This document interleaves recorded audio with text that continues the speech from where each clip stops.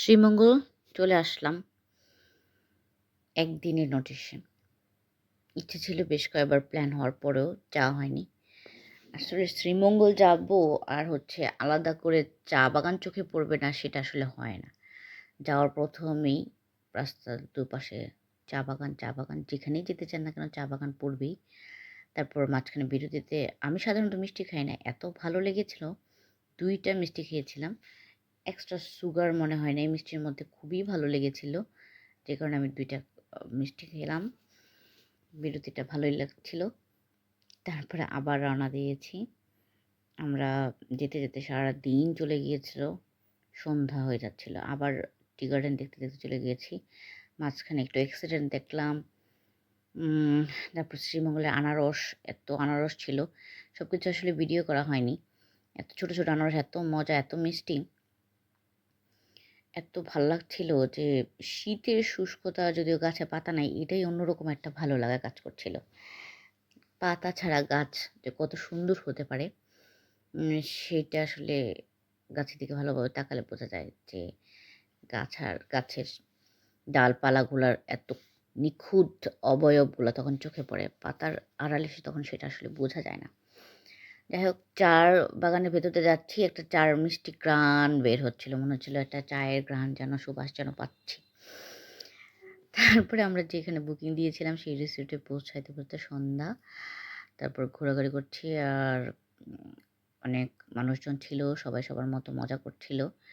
ঘুরে দেখছিলাম ডেকোরেশনটা ভালো।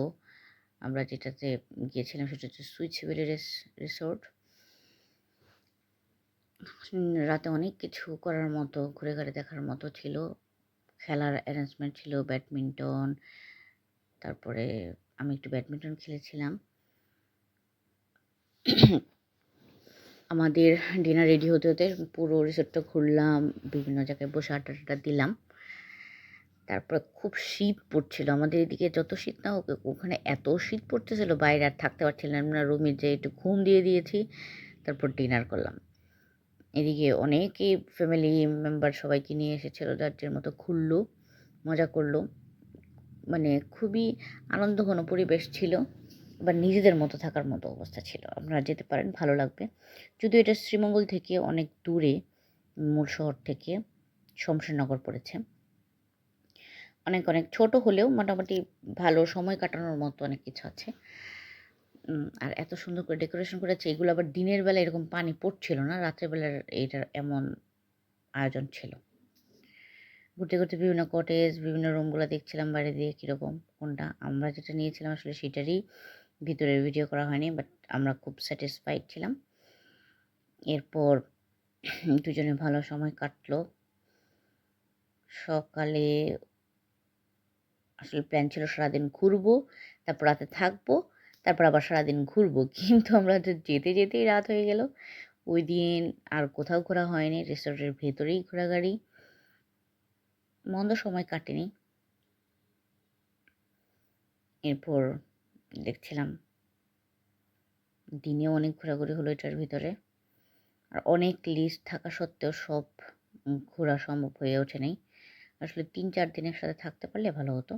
এরপর ভোর হয়ে গেল একদিন। সকালবেলায় যেই কটেজটাতে আমরা ছিলাম, এখানে পাখির কিচিরমিচির শব্দ শোনা যাচ্ছিল। খুব সুন্দর একটা ওয়েদার। দিকের ভিউটা সুন্দর।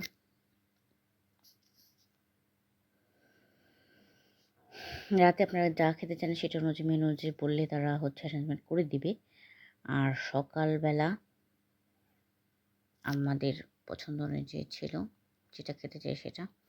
সবার আগে খাওয়া-দাওয়া করে আমরা চা খেলাম, ঘুরলাম ফিরলাম, দোলনা করলাম। এখানে অনেকগুলা পার্কের মতো বাচ্চাদের ইভেন্ট ছিল, খেলাধুলার। ইচ্ছামতো খেলাধুলার একটা ডাইনিং স্পেস, সবার জন্য খাবারের আয়োজন করে রেখেছিল। আসলে ওইখানে যাওয়ার পরে এতটাই বিষয়গুলো উপভোগ করেছি যে ভিডিও তেমন করা হয়নি। সুইচ ভ্যালি অনেকে ঘুম থেকে উঠে তুলছে। এরপর আমি খাওয়া-দাওয়ার পরে দোলনায় চলে গেলাম। আরও অনেক কিছু করেছি, আসলে সেটা বলে শেষ করা যাবে না। ভালো লেগেছে, মজার সময় কেটেছে। তারপরে খাওয়া দাওয়া করে আবার চলে যাচ্ছি, বিদায়।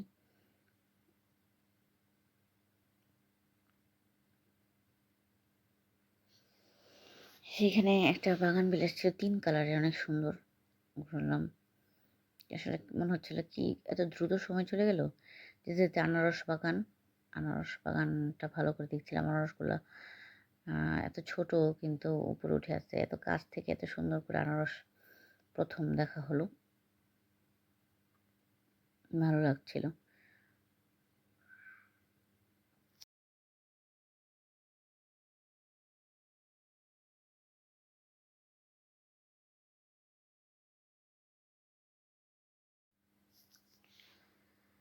আবার গেলাম আমরা ক্যামেলিয়া লেকের এখানে যেতে গিয়ে, তখন টি গার্ডেনের ভিতর দিয়ে হেঁটে হেঁটে যাচ্ছিলাম অনেকটা পথ। খুব ভালো লাগছিল, বাট প্রচণ্ড গরম, রোদে পুড়ে যাচ্ছি। ক্যামেলিয়া লেকটা মনে হয় পানি অনেকটা শীতের কারণে হয়তো বা কমে যেতে পারে। এই হচ্ছে সেই ক্যামেলিয়া লেক, সুন্দর লাগছিল।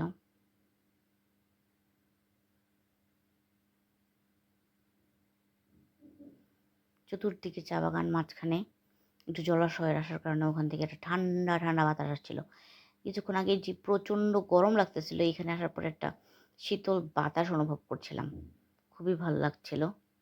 তারপর ঘাটের পাড়ে গেলাম, ঘাটের পাড়ে থেকে গিয়ে আরও একটু ভালো লাগছে। অনেক মানুষজন ছিল এখানে, গোসল করছিল, ছবি টবি তুলছিল।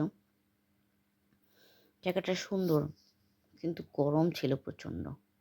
কি একটা অদ্ভুত ওয়েদার, রাতে শীত, দিনে গরম। তারপর আমি চা পাতা তুলছিলাম, যে 2টি করে 1টি পাতা। ভাবলাম যে চা পাতা কীভাবে তোলে সেটা তোলার প্র্যাকটিস করি, কীভাবে খেয়ে দেখি। হাঁটছি ঘুরছি, এত সুন্দর বাতাস বইছিল। তারপরে গাছের শুকনো পাতার ঝিরিঝিরি শব্দে আমি একদম মুগ্ধ হয়েছিলাম। বেশ কিছুক্ষণ দাঁড়িয়েছিলাম চোখ বন্ধ করে এখানে। তারপর যেতে যেতে আবার লাউয়াছড়া গেলাম, যদিও আমার সেখানে যাওয়া হয়েছিল ছোটোবেলায়, নতুন করে গেলাম। এখানে একটা বড় গাছ ছিল, আমি যখন ছোট ছিলাম, এটা এখন গাছের গুঁড়িতে পরিণত হয়ে গেছে। এই ভিউটাই সবচেয়ে সুন্দর। লাউয়াছড়া আসলে খুব দেখার মতো তেমন কিছু নেই, সবাই ঢুকে এটাই বলতেছিল অকারণে যাওয়া, বাট এই গাছের এই অংশটা কিন্তু নিচে প্রচুর মানুষ, জাস্ট উপরের ভিউটা ভিডিও করেছি। দেখতে দেখতে চলে আসলাম, আর এখানে যেটা দেখলাম সেটা হচ্ছে প্রচুর বানর ছিল। প্রচুর না, কয়েকটা বানর ছিল, ঘুরতেছিল, খাচ্ছিল, দুষ্টামি করতেছিল মানুষ বানরের সাথে। আর রেল লাইনের ভেতর দিয়ে মানুষজন ছবি টবি তুলছে। ট্রেন দিয়ে যাওয়ার পথে মূলত এই লাউয়াছড়াটাতে অত্যন্ত চোখ দেখা যায়, সেটাই অনেক সুন্দর এনাফ। আর আসলে ভিতরে যা দেখতে দরকার নাই। এটা একটা স্পেশাল পাতা নকশা। তারপর আমি একটা ছবি তুললাম। তারপরে ঘোরাঘুরির কিছু ছবি এখানে আমার ভালো লাগা মোমেন্ট কাটলো যেগুলো, সেগুলো হঠাৎ করে একটা দুটো ছবি এখানে আপনাদের সাথে শেয়ার করলাম। আর এই যে বললাম 2টি করে 1টি পাতা, আর গেট ফুলের এখানে এটা ছিল, খুব সুন্দর ছিল স্পেলিং। এইটা এখানে রাতে পানি পড়ছিল, এখন নাই। আমার কিছু কয়েকটা ছবি শেয়ার করলাম আপনাদের সাথে। এই তো দেখ, সময় ভালো সময় দ্রুত কেটে যায়, প্রত্যাশিত সময় তাড়াতাড়ি শেষ হয়েছে। আগের দিন রাতের কিছু ছবি এডিট করলাম। আপনারা যেতে পারেন। ভালো থাকবেন। টাটা।